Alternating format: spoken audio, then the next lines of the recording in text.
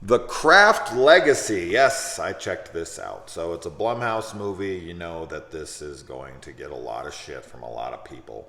But you know me. I'm going to go in and I'm going to give it a fair shake 100%. And if it's trash to me, I'll call it out. And if it's good to me, I'll call it out. And if it's blah to me, whatever. You know me. I'm going to give my honest opinion without any influence from anybody else for any reason.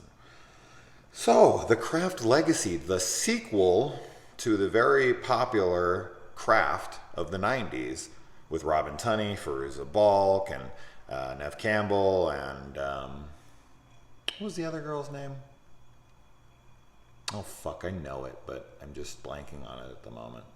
Anyway, it doesn't matter.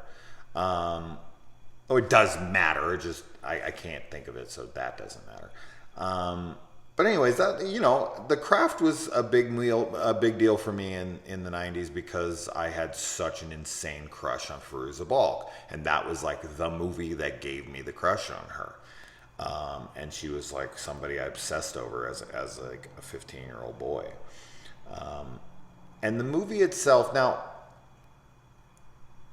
what was good about The Craft was that they had great characters. I really liked the characters in that movie, especially Fairuza Balk's character, Nancy, right? Nancy Downs, something like that.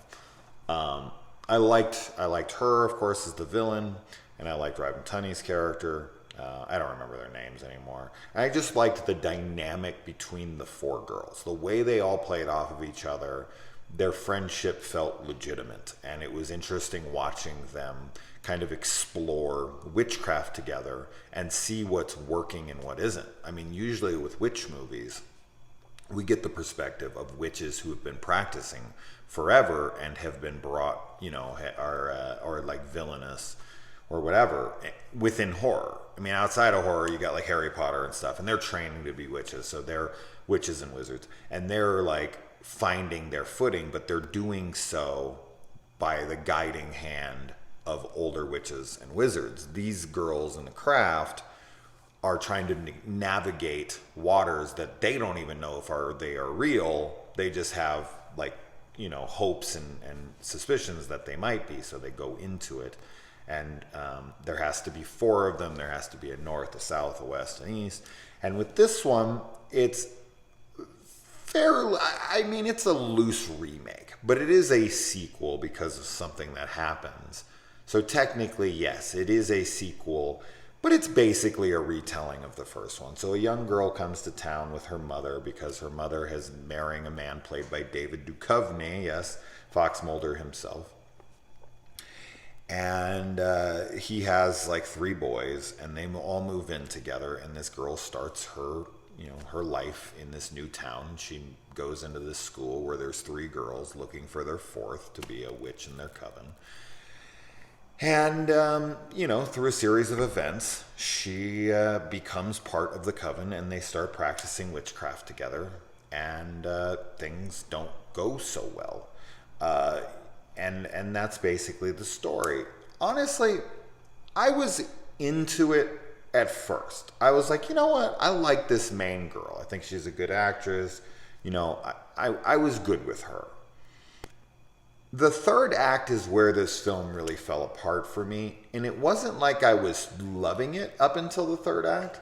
It was that I was going along with it and being like, well, this isn't as bad as everyone was saying. Like, I figured this was probably going to be fine.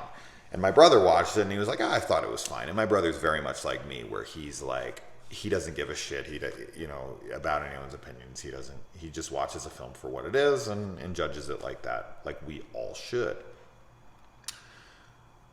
But when we were about to the third act, I was like, people are going to, of course, be talking about the agenda. There's some feminist or liberal agenda or whatever. Of course, this is the fucking topic of it. Like half the movies that come out these days, especially Blumhouse. And I'm not going to say that sometimes they're not warranted, like in something like Black Christmas, where the agenda is so strong it overpowers the movie to no end. But when I was watching this one, I was looking back in my memory of the time and the place in which The Craft, the original, was released, and how this was pre Me Too, and this was pre, certain kinds of woke culture. But in that time, women were trying to feel empowered, as they have been for, decades. And that just kept growing and growing and growing, and the movies were going in that way. And in that movie, The Craft was very much about female empowerment, 100%. And there were characters in that one, a guy specifically, that is a piece of shit. And they basically make him 90s woke. And he follows him around. He has this like love potion, and he's like so complimentary, and he's like a gentleman, and he's doing all the things like a man should do in their eyes. So that was very woke for the 90s. But people didn't really bitch about that kind of stuff then. And in this one, it's just very much playing to modern day America, like the way that these girls would have perceived because they put a spell on this guy, much like in the first one. And he becomes very like politically correct. He becomes very woke. And so all of his stuff is very woke. But I actually liked that because it played off of it in a way that I was like, this is kind of interesting to me, because the way I saw it is it was almost like they were becoming what they hated by like crafting a guy in the image of which they saw fit for them. And that made a very interesting point to me of like how presenting this ideology of this is the way I believe and this is the way everyone should believe. And it's like, isn't that what you're kind of against? For years you've been told what you're supposed to believe and what you're supposed to say, and that's what you're rebelling against.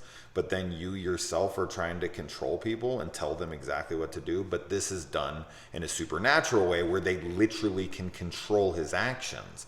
And he then doesn't really become himself. He doesn't have free will.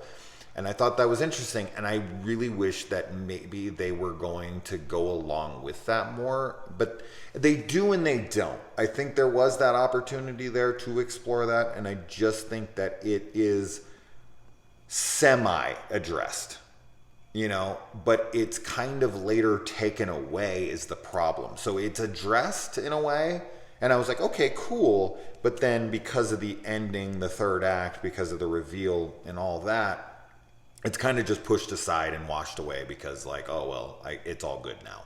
And I didn't like that. In the third act, where it ends up heading and what all transpires, I didn't like that stuff at all. But you could see it coming from a mile away. It just felt very generic and not thought out at all. And that's a big problem with this film, is this film feels rushed. It doesn't feel fully realized. It feels like we want to make a Craft sequel. What can we do? Oh, we'll basically make the same film again, and we'll just call it a sequel because everyone's hating remakes. And, we'll just kind of insert relevant topics of today, and Blumhouse, of course, is going to lean more on the woke politics side of things, which is immediately going to piss off so much of its audience. That being said, and I've said this about a lot of movies, and I think this is important, and you may disagree, and that's fine. But with a film like this film has a very specific target demographic in mind. In its like females from 12 to 20, 12 to 17 to 20, somewhere in that area. I feel like that's the target it's going after. Now, that is kind of interesting because The Craft is mostly going to appeal to the older generation that watched it then, people who maybe are in their 30s now. And that's going to be the people who really give a shit about this and want to see it. Like, oh, a Craft sequel. Oh, I really like The Craft. I want to see what they're going to do with this. And then they're going to get kind of like woke politics, which so many people are sensitive to these days. And for me, it's like, as long as it's not beating it over your head, I just accept it as part of filmmaking these days. I don't care. It's as long as it's not just like, oh my God, men are pieces of shit. This one, it treads those waters, but it never felt just too in my face. So I was able to forgive that kind of stuff. It didn't bother me. But what did bother me was whatever happened here within the ending. But the point I was trying to make was that the target demographic that this is going for is that age range and that sex. And to me, really what it will matter about is if it works for them or not. And can I speak for a fucking 15-year-old girl? Of course not. So I'm not really the perfect person to be, talking about that specific thing, but I'm talking to you guys as a 38-year-old man who grew up on the craft and how that compares to the original, since this is a sequel, a very late sequel, and it couldn't hold a candle to it.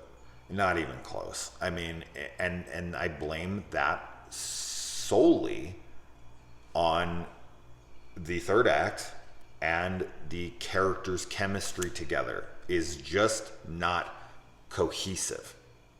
It's generic in that sense. And that's what a lot of this film feels like. It feels like very stock generic, no risks taken, no thought really put into anything.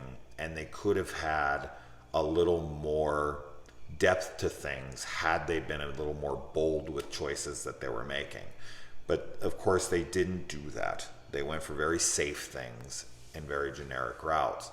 But, there's going to be some people, some young women that watch this and feel empowered and feel like they connect with these characters because of maybe things they're going through that match and whatever. And that's wonderful. And of course, those kinds of people, that's great that they have something like this.